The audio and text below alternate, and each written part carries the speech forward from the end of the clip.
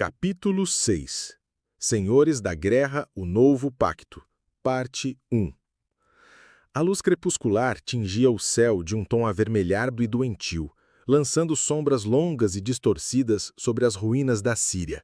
O ar, pesado com a poeira de edifícios desmoronados e o cheiro de metal queimado, parecia vibrar com uma tensão invisível. Foi nesse cenário de desolação que a decisão de Steve Rogers se tornou a única salvação possível. Ir para a Síria, sozinho, uma escolha que, do ponto de vista estratégico-militar, era um fracasso completo, revelou-se a única maneira de furar a bolha de desinformação criada pela organização conhecida como Bíblia. O mundo inteiro, alimentado pelas transmissões manipuladas da Bíblia, acreditava que o Capitão América estava morto, uma figura lendária caída em combate. Agora, sua missão não era apenas encontrar a vilã por trás de tudo, mas provar ao mundo que ele estava vivo, que a Bíblia era uma mentira tecida para gerar o caos e que o símbolo da esperança não havia se quebrado. Com a adrenalina correndo em suas veias, como um rio caudaloso, Steve corria. Cada passo em suas botas de combate ecoava sobre as ruas repletas de escombros, cada fibra de seu ser impulsionada por um senso de urgência avassalador. Ele sentia o peso do mundo em seus ombros, uma pressão quase física que ameaçava esmagá-lo. A cada salto, a cada manobra, sua mente pintava um quadro sombrio. Os líderes mundiais, os senhores da guerra que a Bíblia tinha astutamente manipulado, se preparando para uma batalha global. O general americano, um homem que Steve considerava um amigo e mentor, era uma peça-chave nesse jogo. Steve sabia, com a certeza de um soldado, que o general estava sendo enganado e que a única maneira de detê-lo era rasgar o véu da mentira. A narração em terceira pessoa se aprofundou na corrida de Steve. Não era uma corrida, era uma dança mortal. Ele se movia com uma velocidade e uma graça que poucos poderiam sequer conceber. Uma fusão de atletismo aprimorado e treinamento militar de elite. Seus olhos escanearam o ambiente, processando cada obstáculo. Saltou sobre pedaços de concreto, rolou sobre a carcaça de um carro destruído e escalou com agilidade a parede de um prédio em ruínas, usando suas mãos para se agarrar às fissuras como se fossem degraus. Cada movimento era preciso, calculado, um instinto de sobrevivência aprimorado que lhe permitia evitar perigos ocultos e armadilhas. Ele era um homem em uma missão, a personificação da guerra que ele tinha que vencer sozinho, mesmo cercado por tanta devastação. Enquanto corria, um chiado familiar irrompeu em seu comunicador de pulso. Era Nick Fury. O general está em alerta máximo, Steve. A voz de Fury era tensa, um fio de aço prestes a se partir. Ele está convencido de que sua morte é um ataque coordenado contra a liderança dos Estados Unidos. Ele está se preparando para lançar um ataque nuclear. O estômago de Steve se revirou, uma onda gelada de náusea subindo por sua garganta. Um ataque nuclear. A Bíblia havia planejado tudo com uma precisão cirúrgica. Usou sua ausência para semear o caos, uma semente plantada em solo fértil de medo e desconfiança. E agora, ela estava prestes a colher os frutos de sua doutrina, uma colheita de fogo e cinzas. Steve sentiu a pressão do tempo, um peso esmagador. Ele tinha que agir, tinha que encontrar a Bíblia e expor sua farsa antes que o mundo fosse consumido pela paranoia. Eu preciso de uma equipe, Nick, Steve respondeu, sua voz firme apesar da turbulência interna. Eu preciso de um avião. Eu vou para a América. Eu vou deter o general. Não há tempo, capitão, Fury replicou, a voz agora carregada de uma desesperança rara. O general vai lançar o ataque em menos de 30 minutos. Você não vai chegar a tempo. Nem de helicóptero, nem de avião, nem de jato. O tempo está contra nós. E ele venceu a corrida. Uma sensação de impotência esmagadora tomou conta de Steve. A Bíblia tinha previsto cada passo. Ela havia planejado tudo com uma mente diabólica, usando-o como uma simples peça em seu jogo de xadrez global. E ele havia sido superado. Ele, o Capitão América, o símbolo da esperança e da perseverança, tinha falhado. Foi então que um som cortou a estática em seu comunicador, uma nova transmissão de rádio. Era um código antigo, um que ele havia criado para suas equipes de elite. Capitão, nós estamos aqui. A voz era familiar, a mesma de sua antiga equipe. Estamos prontos para lutar. O alívio inundou-o, uma onda morna e reconfortante. Ele não estava sozinho. Sua equipe, aqueles irmãos de armas que ele havia comandado em suas missões mais perigosas, estava na Síria em uma missão secreta e haviam captado as transmissões de Fury. Eles estavam ali para ajudá-lo. Eu preciso de um plano, Nick, Steve disse, sua voz agora cheia de renovada determinação, a esperança reacendida. Eu tenho uma equipe, mas eu preciso de um plano. O que eu faço? O silêncio do outro lado da linha se estendeu por segundos preciosos, e então Fury respondeu, a voz mais calma, mas com a mesma intensidade. Eu tenho um plano, capitão, mas é arriscado. Você vai ter que confiar em mim. Steve assentiu, mesmo sabendo que Fury não podia vê-lo. Ele confiaria em Fury com sua vida. Eles trabalharam juntos por anos, uma parceria forjada em crises e traições, e Steve sabia que Fury era um homem de honra, um dos poucos que ele podia confiar incondicionalmente. O plano era de uma simplicidade genial, mas exigiria uma execução impecável. Eles iriam para o centro de comunicação do exército americano em solo sírio e hackeariam o sistema. Eles iriam transmitir a voz de Steve para o mundo, provando que ele estava vivo e que a Bíblia tinha mentido. E eles iriam mostrar ao mundo a verdadeira face da vilã, o rosto por trás da doutrina de ódio. Steve e sua equipe se moveram como a velocidade de raio. Eles não eram um exército, mas uma equipe de elite, um grupo de guerreiros que se conheciam tão bem que confiavam uns nos outros com suas vidas. A invasão à base não foi uma batalha de exércitos, mas uma guerra de ideias, um ataque frontal contra a desconfiança, contra o medo, contra a ideologia venenosa da Bíblia. O Capitão América lutou como um monstro. Seu escudo era uma extensão de seu braço, um borrão azul, branco e vermelho que rebatia tiros e desarmava guardas. Seus punhos eram martelos, sua força aprimorada, uma força da natureza. Ele lutou com uma fúria controlada, canalizando a raiva e a frustração daquele dia. Não era uma fúria cega, mas a paixão de um soldado lutando por sua nação, por seus amigos, por seus ideais. Ele não ia deixar que o mundo se destruísse. Enquanto ele avançava na base, a voz da Bíblia ecoou por um alto-falante, cheia de escárnio. Você está se tornando um animal, capitão, ela disse, a voz cheia de desdém. Você está lutando com raiva, com ódio. Você está se tornando o que eu queria que você fosse, um monstro incontrolável. Steve a ignorou, seu foco inabalável. Ele sabia que o tempo estava se esgotando, um cronômetro mental que marcava os minutos para o lançamento nuclear. Ele tinha que chegar ao centro de comunicação. Tinha que provar que a Bíblia estava errada, não para ela, mas para o mundo. Ele lutou contra os guardas, desviou de balas, usou sua agilidade para evitar o perigo e, finalmente, chegou ao centro de comunicação.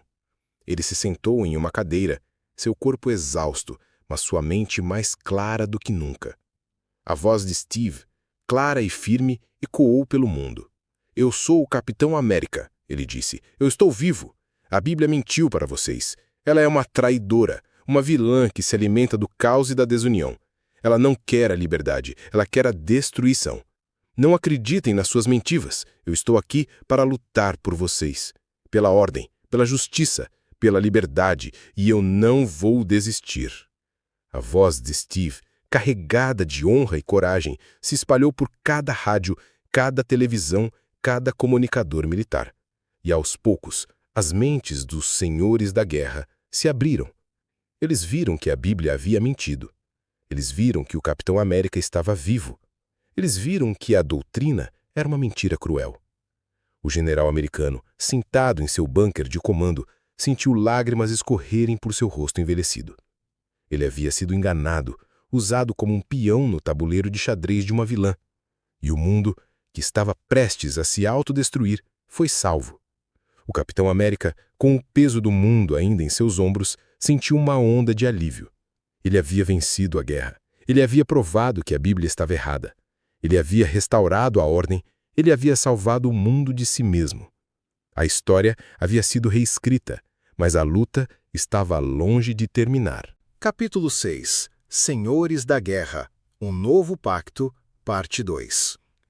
A noite na Síria era uma tapeçaria de tons cinzentos e negros, salpicada por pontos de luz de veículos de socorro e pela poeira que subia das ruínas.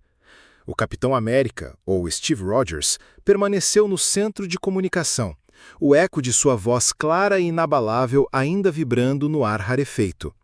Sua mensagem, um farol de esperança em meio à escuridão, já havia se espalhado por cada canto do planeta, de capitais movimentadas a vilarejos remotos. A ameaça de um ataque nuclear, essa espada de Damocles que pendia sobre a humanidade, havia sido evitada. Os senhores da guerra, líderes militares e políticos ao redor do globo, desorientados e envergonhados por terem caído na teia de mentiras da Bíblia, ordenavam a retirada de suas forças. O caos que a Bíblia havia planejado, com sua meticulosa engenharia social, se desfez em uma névoa de vergonha e arrependimento.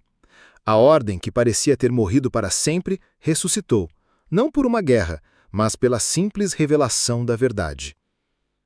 A vitória de Steve não foi conquistada com o escudo Vibranium ou com a força bruta de um super-soldado.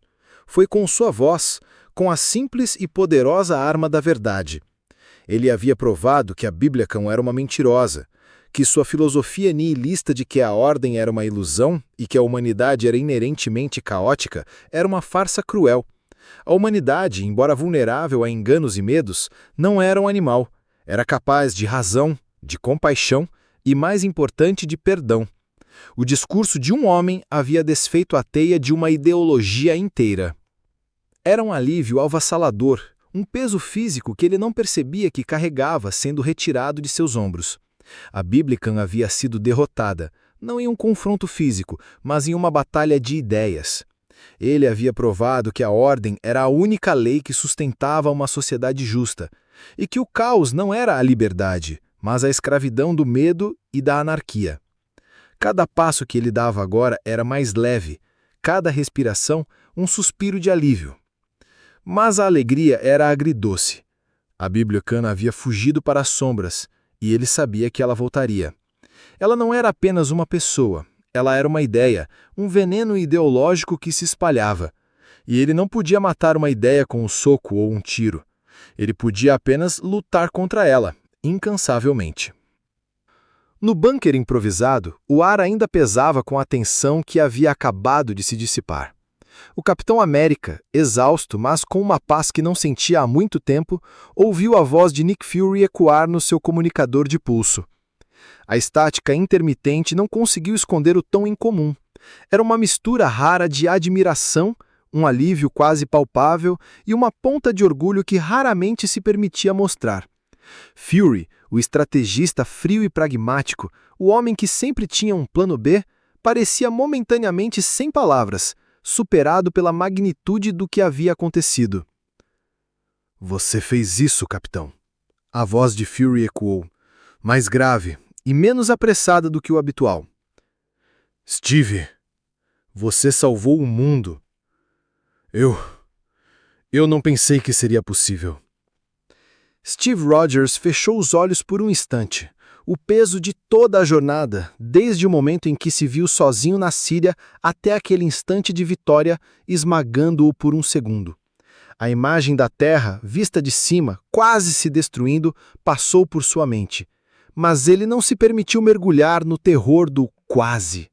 O que importava era o agora. A ameaça havia sido contida. Ele abriu os olhos e, em vez de responder diretamente a Fury, virou-se para sua equipe.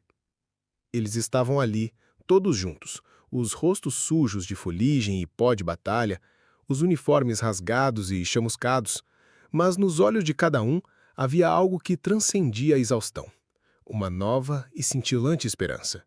Uma chama reacendida que a Bíblia tentou e falhou de apagar. Eram rostos familiares, de soldados que ele havia comandado em missões perigosas, de amigos que confiavam nele com suas vidas. "Eu não fiz isso sozinho, Nick.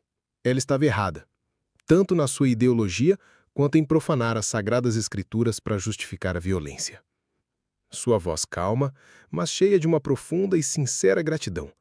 O som do seu nome de guerra, capitão, se transformou no seu nome de batismo, Steve. Uma sutil, mas poderosa mudança. Minha equipe me ajudou. Eles me ajudaram a provar que a Bíblia estava errada tanto na sua ideologia perigosa de anarquia, quanto na sua profanação das sagradas escrituras para justificar a violência. Ele fez uma pausa. O silêncio entre eles, uma espécie de respeito mútuo pelo momento.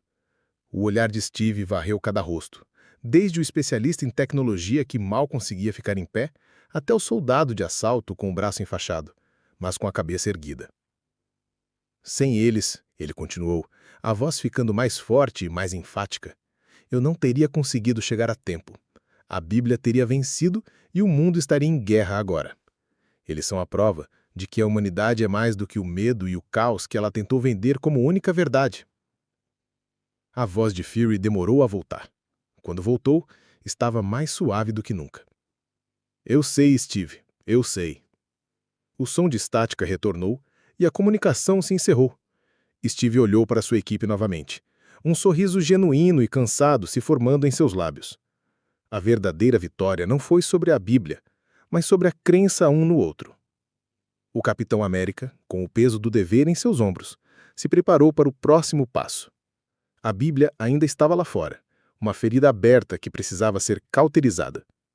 Ele sabia que não podia descansar até que ela fosse detida, até que sua doutrina fosse exposta e desmascarada para sempre. Ele e sua equipe voltaram para a base, onde o general, agora humilhado e visivelmente arrependido, o esperava. A cena era quase solene. O general, um homem de honra e de carreira, com a patente de 5 estrelas pesando sobre seus ombros, se desculpou com Steve com a sinceridade de um homem que havia sido traído e quase destruído. Ele tinha sido manipulado, suas crenças e sua honra haviam sido usadas contra ele. E agora ele se sentia envergonhado por ter quase condenado o mundo inteiro. Seus olhos, que antes brilhavam com a determinação de um guerreiro, estavam cheios de lágrimas de arrependimento. Eu sinto muito, capitão, o general disse, a voz embargada pela emoção.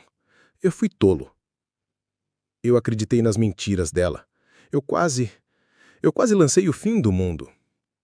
Não se culpe, general. Steve respondeu, sua voz suave, um contraste notável com a intensidade da batalha de minutos atrás. Ele colocou a mão no ombro do general, um gesto de solidariedade. Ela é uma mestra da manipulação, general. Ela usa o medo para controlar, para nos fazer agir contra nossa própria razão. E o medo é a única coisa que realmente pode nos destruir. Não a deixe vencer. Não deixe que o medo de ter sido enganado o destrua agora. A Bíblia, enquanto isso, observava a derrota de sua filosofia de um local secreto, um bunker em algum lugar remoto. Ela via o Capitão América sendo celebrado como um herói, a ordem sendo restaurada, o mundo se unindo em torno de um símbolo. Sentiu uma fúria tão intensa que era quase uma dor física. Ela havia falhado. Tinha subestimado a crença de um homem na humanidade, a inabalável esperança que, mesmo em face do caos, a humanidade seria capaz de escolher a ordem. Você venceu esta batalha, capitão. Ela sussurrou, a voz cheia de ódio, um ódio que poderia queimar metal. Mas a guerra ainda não terminou. Você plantou a semente da sua vitória, mas eu vou regá-la com um ódio. Eu vou voltar. E quando eu voltar, o mundo vai se curvar diante do caos, não por manipulação, mas por vontade própria. Eu vou mostrar a eles a verdade, a sua falha, a sua fraqueza. E quando eles perceberem que você é o que você é, uma relíquia do passado, eles vão me abraçar. O Capitão América, que havia salvado o mundo de si mesmo, sentiu uma paz profunda. Ele sabia que a Bíblia ainda estava lá fora, uma sombra espreitando nas margens da sociedade. Mas ele também sabia que ele não estava sozinho. Ele tinha uma equipe, ele tinha amigos, e ele tinha a crença inabalável que a ordem, o senso de justiça e a esperança sempre venceriam o caos, a mentira e o medo. A história termina com o Capitão América olhando para o horizonte, para o mundo que ele havia prometido proteger. Um horizonte que, apesar de todos os perigos, parecia mais brilhante do que em muito tempo. Ele sabia que o futuro seria incerto, que a Bíblia ainda estaria lá fora, mas ele também sabia que ele estaria lá para lutar, para ser o escudo que a humanidade precisava.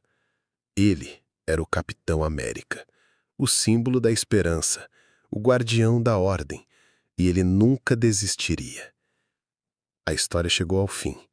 O arco, o novo pacto, se encerra, mas a jornada do Capitão América continua. Uma jornada que o levará para além do horizonte. A poeira dos escombros de 11 de setembro não se assentou apenas sobre Nova York. Ela se infiltrou na alma da América e, por extensão, na do Capitão América. Este arco de histórias, mais do que uma aventura de super-herói, é uma profunda reflexão sobre a resiliência do espírito humano diante do medo e da incerteza. Ele nos lembra que o maior inimigo nem sempre é um exército ou um vilão com superpoderes, mas uma ideia perigosa, capaz de corroer a confiança e a esperança. A jornada de Steve Rogers em O Novo Pacto se torna um relembrete atemporal de que, mesmo em tempos de caos, o verdadeiro heroísmo reside na capacidade de lutar não apenas pelo que é certo, mas por aquilo em que se acredita, reafirmando que a ordem e a esperança são escolhas que devem ser defendidas a cada passo.